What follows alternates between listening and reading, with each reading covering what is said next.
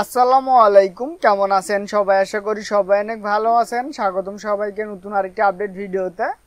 আপনারা হয়তো বা অনেকেই জানেন, বাংলাদেশ সরকার 9 মাস থেকে 15 বছর বয়সীদের ফ্রিতে টাইফয়েড টিকা দিচ্ছে। টাইফয়েড টিকা নেওয়ার জন্য অনলাইনে নিবন্ধন করতে হবে। কিভাবে টাইফয়েড টিকার জন্য অনলাইনে নিবন্ধন করবেন তাই দেখাবো আজকের এই ভিডিওতে। তো চলুন কথা না বলে ভিডিওটি শুরু করি। ভিডিওটি শুরু করার আগে চ্যানেল নতুন হলে অবশ্যই চ্যানেলটি সাবস্ক্রাইব করে পাশে রাখা বেল বাটনটি অল করে দিবেন। তো চলুন শুরু করি।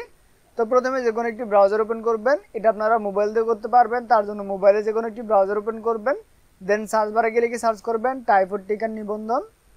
লিখে সার্চ করার পরে এমন একটি ইন্টারফেস দেখতে পাবেন। এখান থেকে সর্বপ্রথম যে ওয়েবসাইটটি পাবেন সেটি ওপেন করবেন। ওপেন করার পরে এমন একটি ইন্টারফেস দেখতে পাবেন। এখানে দেখতে পাবেন টাইফয়েড ভ্যাকসিনের জন্য নিবন্ধন করুন। এখানে দেখতে পাচ্ছেন জন্ম তারিখ। এখানে প্রথমে যার নিবন্ধন করবেন তার জন্ম তারিখটি দিতে হবে। প্রথমে দিন দিতে হবে, তারপরে মাস দিতে হবে, তারপরে বছর দিতে হবে। তারপর দেখতে পাচ্ছেন জন্ম নিবন্ধন নাম্বার।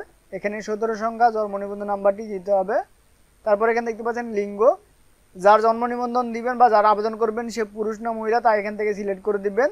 এখানে দেখতে পাচ্ছেন ক্যাপচা কোড। এখানে দেখতে পাচ্ছেন কিছু লেখা আছে, এটি এখানে লিখতে হবে। লেখার পরে এখানে দেখতে পাচ্ছেন যাচাই করুন, এখানে ক্লিক দিতে হবে। ক্লিক দেওয়ার পরে আপনাদের সামনে নতুন একটি পেজ আসবে। সেখানে আপনারা যারা আবেদন করবেন তার পিতামাতার নাম দিবেন, ঠিকানা দিবেন, সকল কিছু সেখানে দিবেন। এটা অবশ্য আবশ্যক না, আপনারা চাইলে দিতে পারবেন অথবা চাইলে না দিতে পারবেন। তারপর সেখানে একটি মোবাইল নাম্বার দিবেন, সেই নাম্বারে একটি কোড যাবে, সেই কোডটি সেখানে দিবেন। দেওয়ার পর আপনারা সাবমিট বাটনে ক্লিক দিলে আপনাদের প্রাথমিক আবেদনটি কমপ্লিট হবে। তারপর আপনাদের সামনে নতুন একটি পেজ আসবে। সেখানে আপনি যার জন্য আবেদন করছেন সে কোনো বিদ্যালয়ে পড়াশোনা করে কিনা তা সিলেক্ট করে দিতে হবে। আপনি যার আবেদন করবেন সে যদি কোনো বিদ্যালয়ে পড়াশোনা করে সে বিদ্যালয়ের নাম দিতে হবে, ঠিকানা দিতে হবে, কোন ক্লাসে পড়াশোনা করে তা দিতে হবে। যদি কোনো বিদ্যালয়ে পড়াশোনা না করে তাহলে আপনারা ঠিকানা দিবেন, নিকটস্থ কোনো স্বাস্থ্য কেন্দ্রে ঠিকানা দিবেন, সেখানে আপনাদের টিকা দিতে যেতে হবে। সিলেক্ট করার পর আপনারা যখন সাবমিট বাটনে ক্লিক করবেন তারপর আপনাদের সামনে একটি টিকা কার্ড আসবে, সেটা আপনারা ডাউনলোড করে প্রিন্ট করে নেবেন।